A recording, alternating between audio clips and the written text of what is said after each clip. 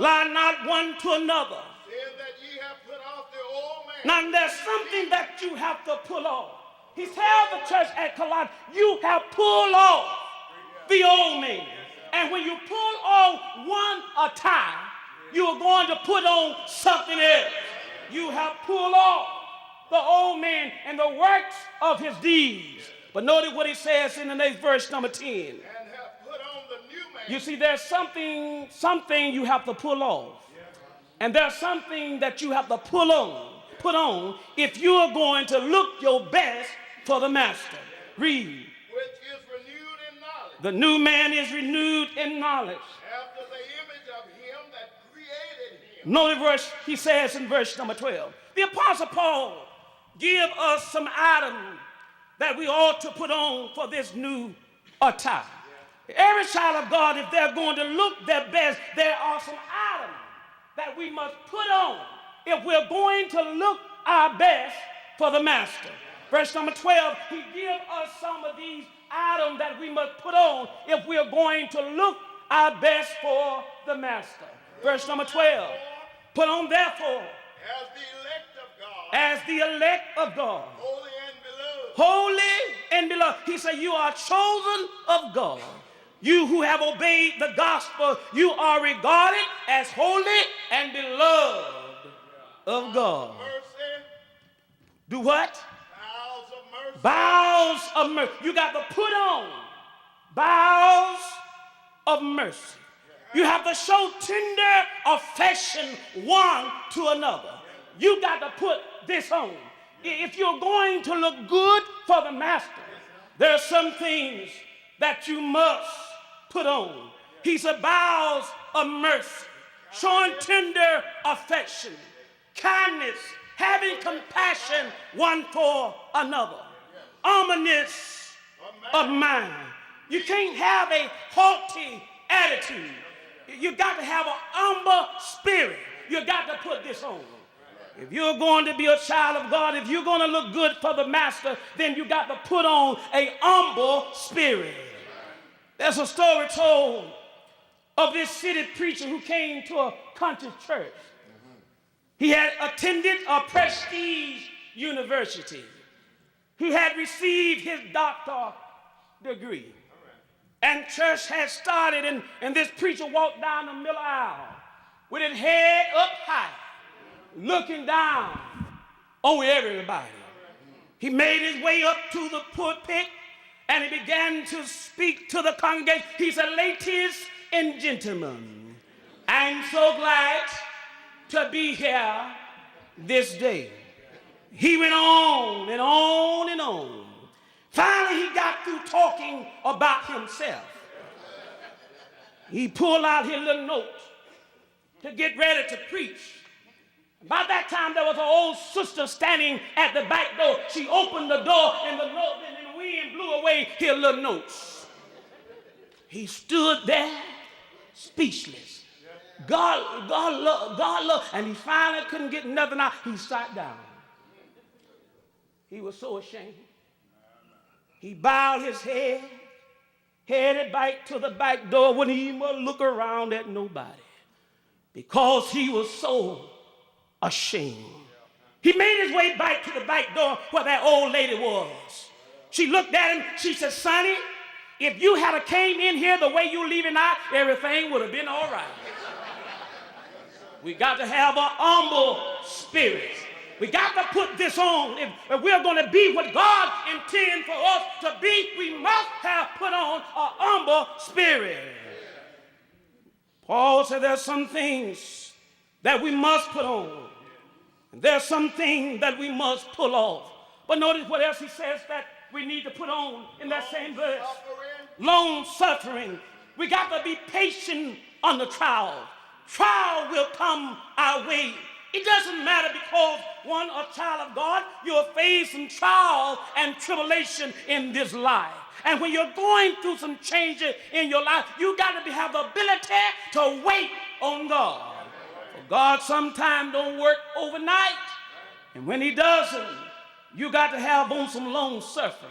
The ability to wait on God while you're going through some changes in your life. But notice what he says in verse number 13. Forbearing one another. You got to have some patience with one another. You got to learn to put up with one another. Read. And forgiving one another. If any man have a quarrel against another, even as Christ forgave you, so also ye ought to forgive one another. You see, you got to have a forgiveness spirit. God loved us so much. Christ loved us so much that he forgave us. And we got to be willing to forgive one another. But notice what else he says. And above all of these things, And above what I already have said, put on charity. you got to put on some things.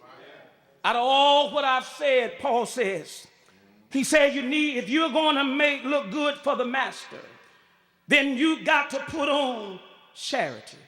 You got to put on love. Love will let everybody know who you are. You got to put this on if you're going to look good for the master. Out of all what else I told you to put on, love is that overcoat that helps secure all the rest. Without love, you'll have no forgiveness for your brother or sister. You got to put on love if you are going to look good for the master. John 13 and verse number 34, when we show love one to another, then God is being glorified. Our love for each other will tell the world who we belong to. We don't have to beat people in the head Sunday after Sunday to tell them who we belong to. All we have to do is show our love one to another, and the world will know who we belong to if we show love one to another. But the world will never know who we belong to as long as we're fighting among ourselves. As long as we are bickering among ourselves, the world will never know who we belong to. But Jesus said in John 13 and verse number 34, notice what he says. A new commandment I give unto you. A new commandment that I give unto you. That ye love one another. That ye love one another. As I have loved you. Jesus take love to a new level. Jesus take love to a new degree. He said, you love one another as I have loved you. Read. That ye also love one another. By this, by your love that you show one to another. How is the world to know who we are or who do we belong to? By the love that you have one to another. By this, the world will know who you are.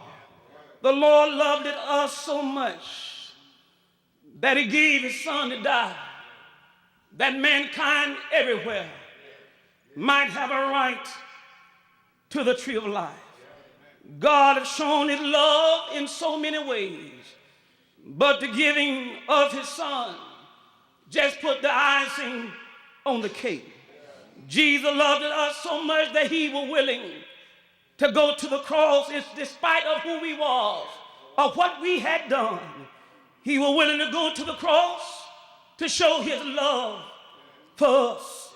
How much do God love us that our shattered mind cannot comprehend the love of God? It doesn't matter how much I try to describe God's love for the world. Our mind is just too shattered to understand the depth of God's love. But God loved us so much that he gave his son to die for the whole world. Jesus said, by the love that you show one to another, by this all men will know who you are. All men will know that you are my disciples. There was a king who had made a decree. He said, the person who is caught in adultery, both of their eyes should be put out. As fate would have it, the first somebody that they caught in adultery was the king's son.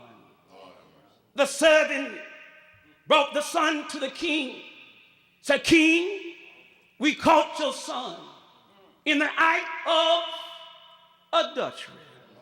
The king looked at his servant. He said, the law must be fulfilled. The law said that if anyone were caught in the act of adultery, both eyes should be put out. The servant didn't want to do it because he was the king's son. But he knew the king had made a decree, and he had to follow through with the king's decree. The servant pulled out his knife, pulled one of the young man's eyes out. He stood there shaking, nervous, didn't want to do it, kept looking up at the king. And then the king did unusual thing. He kneeled down on his knees and he said to the servant, take one of my eyes. The law required 2 eyes. Take one of mine.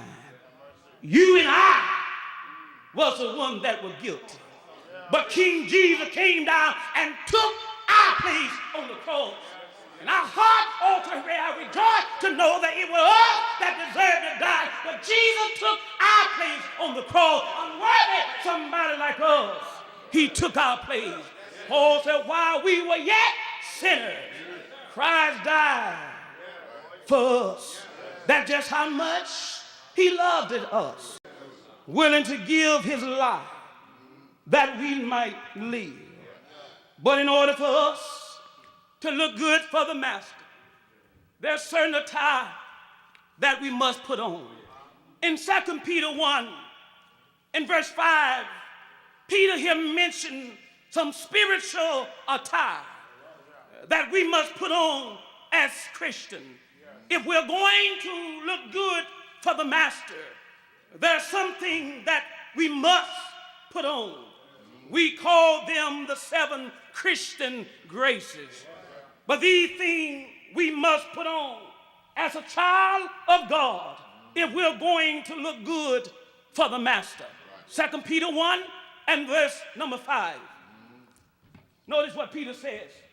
2 Peter 1 verse, he said, put on this, put on love, put on knowledge, put on all this patience, long suffering. Peter tells us the thing that we need to put on as a child of God. And if we're going to be glorified, and if we're going to make the master look good, there are certain things as children of God that we must put on. He said, beside this, give all diligence. Add to your faith virtue, to virtue knowledge. These are some of a Christian spiritual attire.